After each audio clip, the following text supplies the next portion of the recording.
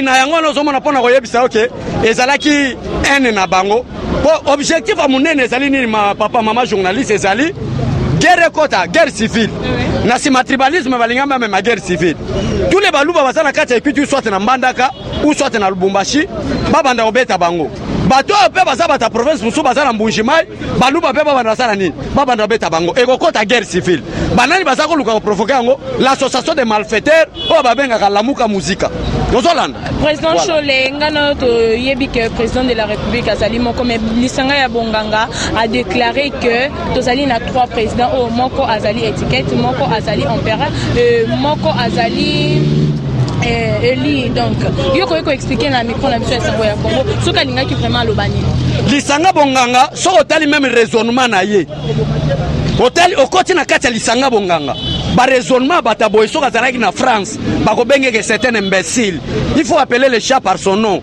okoti vraiment na mutu ya lisanga bonganga na raisonnement wana pona lingala na congolais na yebi ko expliquer te mais soka zalaki na France vie conception lisanga bonganga lobi oloba c'est mais c'est certains imbéciles parce que selon la constitution congolaise maman ozoba ezala maloba mususu ke bimi okoloba ke mutu akoloba nini ozolanda mais qui est un homme qui on peut appeler un imbécile.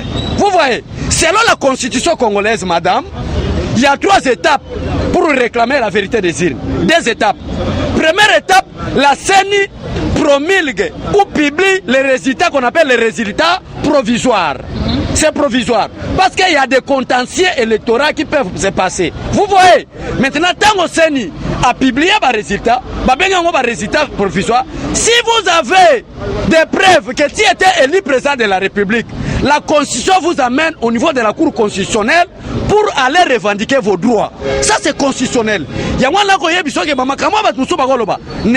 un sénégalais. Pour à se confondre la Constitution congolaise avec la Constitution sénégalaise. Vous voyez, la Cour constitutionnelle a béni M. Martin Fayoulou. Je ne sais pas si Sanga Bonganga Zalaki Wapi, tant que Cour constitutionnelle a béni M. Martin Fayoulou. Va poser M. Fayoulou question numéro 1. Êtes-vous sûr que vous êtes gagnant aux élections présidentielles? Martin Fayoulou répond oui.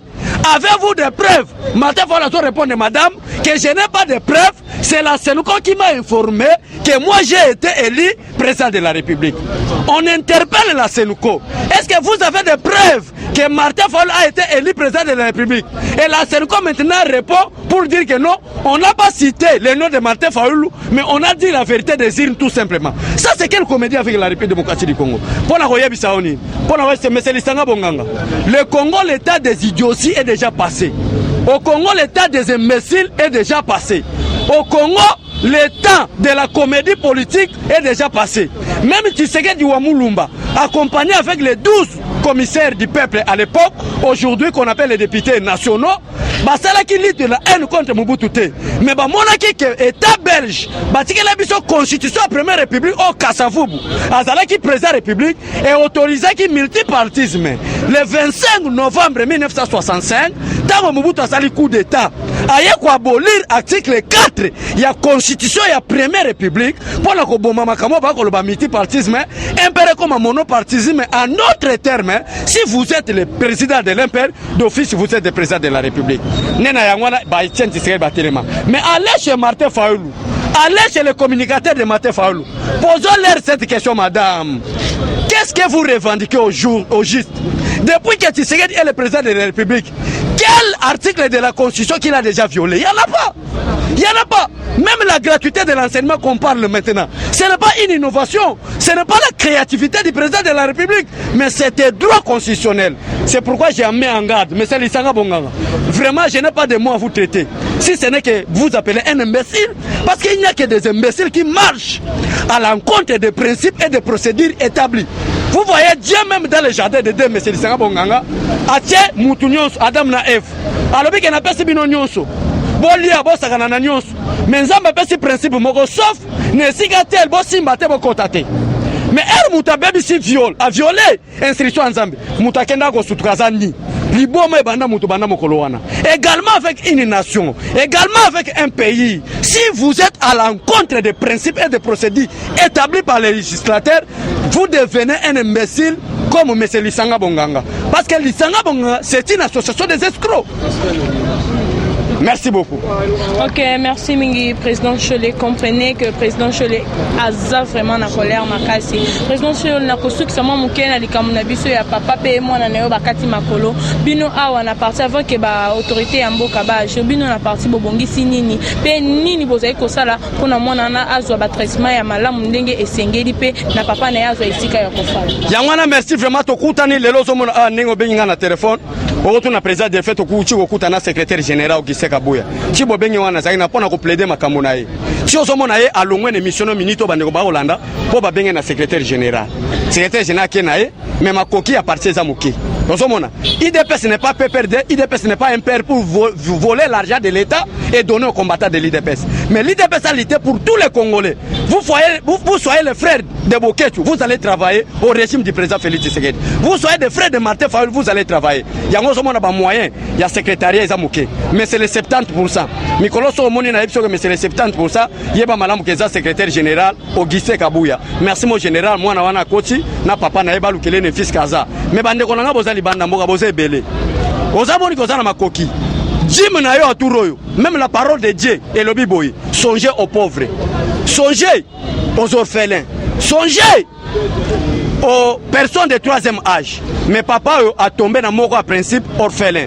Moi na bakati makolo, famille musika, awazana Kinshasa, famille ezate. Yangwana ke kutana secrétaire général na audience to senyelier. Et deuxièmement, soki bosungiye e kozala malamu na numéro na ye a pesa kibino. So bomoni ke numéro boko kite, boko ko benga na numéro mama journaliste a bonanga. Ils ont affiché na télévision a ko benga ngai, vraiment to kento ko retirer pour aider notre frère. Nzamba pambola tous les Congolais na bité so za ba question mususu. Antikali na question moko ko tuna obo journée à lobby jeudi le 19 fête ebi journée moko o biso nyoso topé daka ba combattant na bande ko na biso ba sila ki na kokufa. Bo préparer nini a na IDPS pour la journée à lobby le 19 septembre.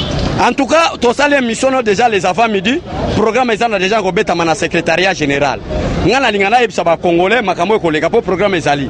Dès que problème ezo beta ta 10 fois to sale mission ma bezate na ko benga po na ko pesa programme ndenge ezali. Mais eza journée moko mémorial. To ko kanisango ndenge batu nini batombaka. Osomona en dehors même ya batu abungisa bomo ina bango. Ezana batu mususu. Baza vivant mais abungisa musala pona lit oyo. Musala mutu musu ezalaki moto. Bakota na 10e riba zo ba moto batu musu batikala ba chômeur. Pona koloba ete biso nyonso tozali awa na soutien ya président Félix Tshisekedi. Ok, merci mingi président Cholet na ebité soki lilobano ya suka ekozala nini na micro na biso ya sango ya Congo biso tokomi na biso na suka ozali na mwa liloba ya suka. Liloba suka to loba su nini mama. Nzamba pambola ba Congolais na remercier tous les Congolais de la diaspora. Ba oba kenda ko kita na Bruxelles pona ko yamba président Félix comme un roi. Roi Philippe alobi clair Félix Tshisekedi depuis Congo. Oh non, sommet Mobutu Sako ça aux États-Unis, c'était la comédie politique. C'est Roi Philippe qui a déclaré que c'est pour la première fois qu'il y a ma président Boye. Et ça, le président congolais qui est à Bruxelles, en Belgique, a signé un livre d'or permet à Roi. Mais moi, maman Denise Nyakeru permet à moi aussi à Roi Philippe. Président Félix Tshisekedi permet à Roi Philippe pour que le Congo est sauvé. Mais Nzamba la ke la mabe, batu nyonso bazo me tribalisme na mboka oyo. Bakufa. Koka mwate so moni ba politicien muso bandi kokufa. Bakufa parce que même la parole de Dieu déclare un arbre qui ne produit pas de bons fruits sera quoi? Sera coupé. Nous allons couper tout Congolais qui ne produit pas de bons fruits, tel que l'amouka, tel que le haine, tel que le tribalisme. Donc couper bango comme dit la parole de Dieu. Dieu bénisse le peuple congolais et surtout les combattants de l'IDPS. Parce que tous les combattants de l'IDPS ont les mêmes capacités avec le président de la République. Sur le côté combattant Moka, au commissaire place à Félix Tshisekedi, il va travailler comme le président de la République. Néanmoins, quand il a infiltré, ndenge lisanga bonganga yaki. Pour lisanga bonganga, so boye bata yaki awa. Yogana nkoma mutobako benga lisanga bonganga. Ok, merci mingi bandeko balandi biso tokomi na suka o ezalaki ngai wa bino Wilfried O'Brien liboso ya kamera na biso ya sango ya Congo pe na kosimba mikro na ngai oyo ya sango ya Congo kaka ndenge to mesana ya kopesa bino basango mikolo na mikolo. Donc ngana bino tokutani à la prochaine. Merci à toi Gédéon. Bye bye. Oui, na yango no zomona pona ko yebisa ok ezalaki ene na bango.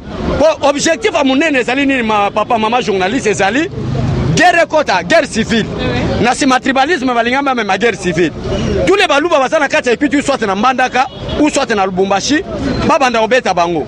bato pe baza bata province musu baza na Mbujimai baluba pe baba na sala nini baba na beta bango ekokota guerre civile banani baza ko luka provoquer yango l'association des malfaiteurs o babenga ka lamuka muzika tozolanda président Cholé ngana to yebi que président de la République azali moko mais lisanga ya bonganga a déclaré que tozali na 3 présidents o moko azali étiquette moko azali empereur moko azali Eli donc yo ko expliquer na micro na biso ya sango ya Congo soka lingaki vraiment lobani lisanga bonganga so otali même raisonnement na ye hôtel okoti na kati ya lisanga bonganga ba raisonnement bata boy soka zalaki na France bako bengeke certains imbéciles il faut appeler le chat par son nom okoti vraiment na mutu lisanga bonganga na raisonnement wana pona lingala na congolais na yebi ko expliquer te mais soka zalaki na France vie conception lisanga bonganga lobi oloba se mais c'est certain imbécile bino moko bandeko balandi bozali komona papa pe mwana bango yo batelemi awa mama azali koyoka soni koya awa ko se présenter awa parce que makambo basala ezali ki mwa makambo ya pasi ya mawa makasi vraiment président Cholé akoki kopesa mwa numéro na ye ya téléphone pour bandeko balandi oyo bazali vraiment na posa ya kosunga ye mwa lisunge kosala ye bien makasi vraiment papa pesa numéro na micro na biso ya sango ya 082 31 66 040